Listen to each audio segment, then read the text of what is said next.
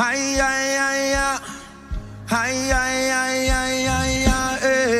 Scripture's Transformation, we believe in the life-changing power of the Word of God through the teachings of Apostle Joshua Selman. This page is dedicated to exploring how the Bible transforms lives, renews minds, and strengthens faith. Let's grow together in experiencing the transforming power of God's Word in action. Do not forget to subscribe and hit the notification bell so you never miss a life-changing message.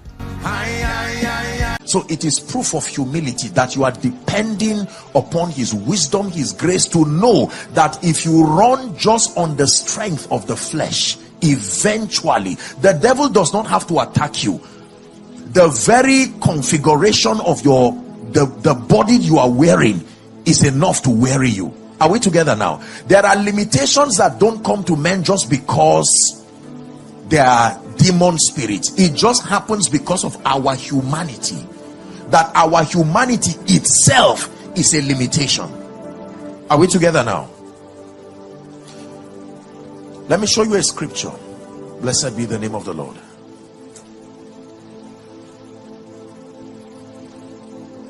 Romans chapter 8 and verse 26. Even if it's just 5-10 minutes I touch on that, then we'll pray. Romans 8:26. It says, likewise the Spirit also helpeth our infirmities. Who helps our infirmities? The Spirit. And that he provides help over our infirmities. The word infirmities there is not just sickness. This is the infirmity he's talking about. What is the infirmity? We are limited. We know not. That is the infirmity. That the fact that we do not have thorough knowledge, there are gaps in our understanding. He calls it an infirmity, that by reason of wearing a mortal body, by reason of being a man, that you are limited, unassisted. There is so much you cannot do. And he says there is a provision according to God's intelligence to remedy that reality. Is someone learning already? That the Spirit can help. There is something about the human, no matter how well intentioned, no matter how sincere, he calls it an infirmity. And it's an infirmity that the hospital cannot treat.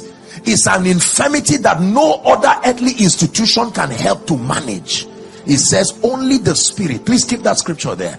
That the Spirit helpeth our infirmity. What is the infirmity? We know not. That's it. We are limited. We see in part. We know in part. No matter how educated, no matter how we subscribe to all the things, the variables he's saying that make for an excelling life are so many, it will take assistance. We know not what we should pray for as we ought, but the Spirit itself maketh intercession for us with groanings which cannot be uttered. So the Bible is clear here that the Holy Spirit has come to help.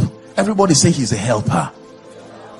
The Holy Spirit has come to help the believer, so that the results you command is not a true reflection of your capacity. The result that you command is a reflection of how much you have been assisted. Are we together now? That when you see certain extraordinary results coming from mortal men, do not be deceived that it is a reflection of their intelligence or their capacity. That behind the scenes, the helper has come to amplify that which that man is doing. This is the reason why the great in the kingdom understand that we are truly men that have been helped by God. So when you see uncommon results, whether in ministry, whether in business, it is to the degree to which you see godlike qualities flowing through a man, it is the degree to which the Holy Spirit has been involved in his life. When a man's life is very natural and basic, you can know. You don't clap for me for walking. But when I begin to fly, now that is not something that is easily given to men. You know that I have been assisted. So I can know to what degree you have been assisted by the Holy Spirit by looking at how much of the godlike quality manifests through you. If I still see your humanity, limitations in process, like he was talking about lifting mountains. I think that he started with that kind of statement. Are we together now? You cannot be able to lift a mountain, humanly speaking. But when the Spirit of the Lord came upon Samson, the Bible says he will hold, it will be like the chains will be like wax before the fire.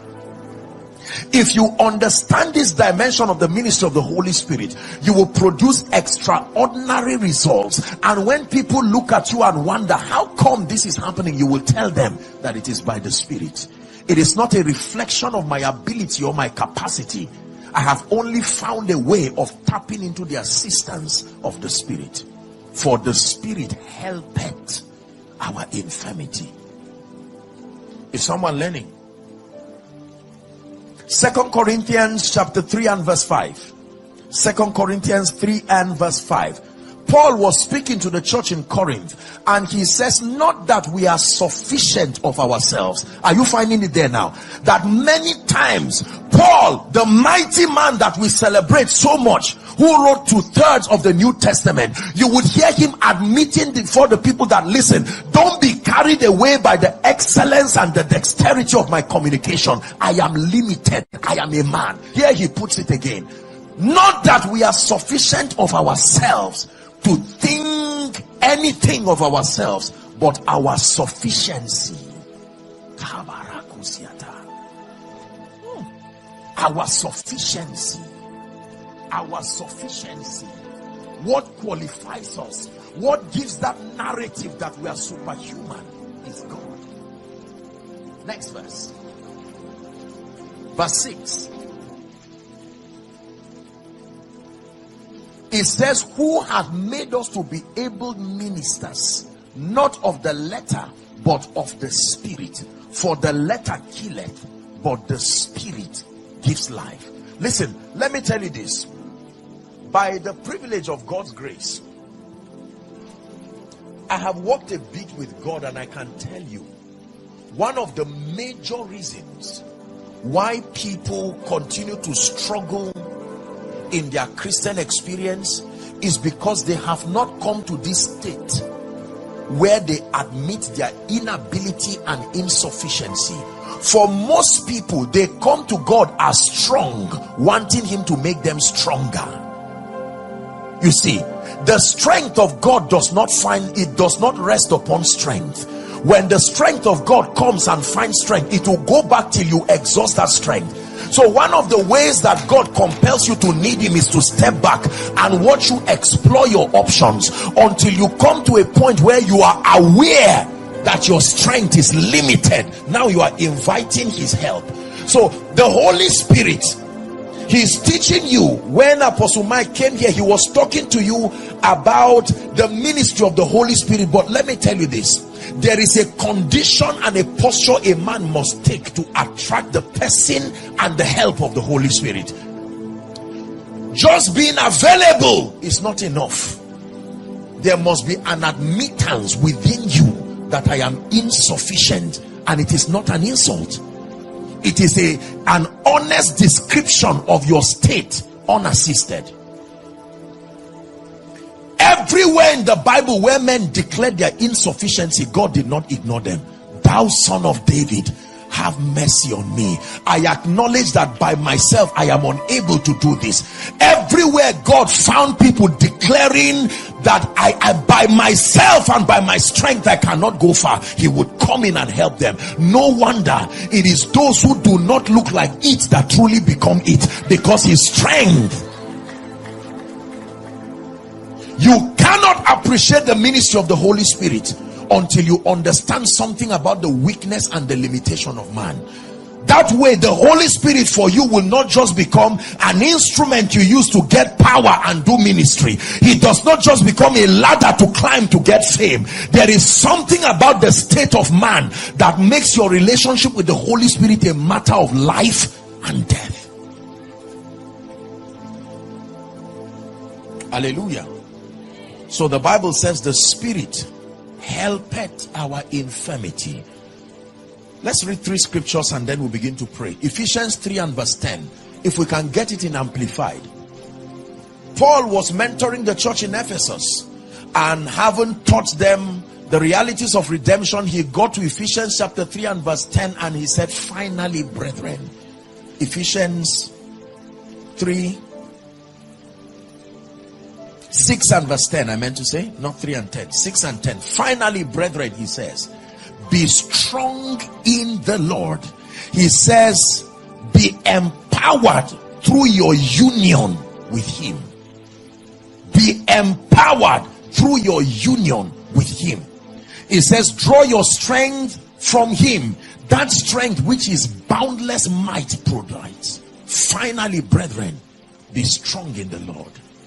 Be strong, not be strong in your intellect, not be strong. He says, Proverbs chapter 3, when you begin to read from verse 5, he said, trust in the Lord with all your heart and lean not on your own understanding. It says, the next verse says, in all your ways acknowledge him, and he shall direct your path. The next verse is a warning. It says, be not wise in your own eyes, fear the Lord and turn away from evil. Every time you see champions in this kingdom, they were not self-made. The first law of intimacy with the Holy Spirit is not asking him to come. The first law of intimacy with the Holy Spirit is not even prayer. It is not fasting. The first law is an acknowledgement. You have to study the nature of man and the imperfections, the plethora of limitations that resides within this species called man. Then it will make you need God. And the only way God can make that happen is to be patient with you. He will not rush his presence to your life. You will not appreciate the value of his presence. So he will usually, because man as a species is proud, he will allow you to exhaust your connections, exhaust your wisdom, exhaust your intellect. That is why you will see things that should be, but it's not.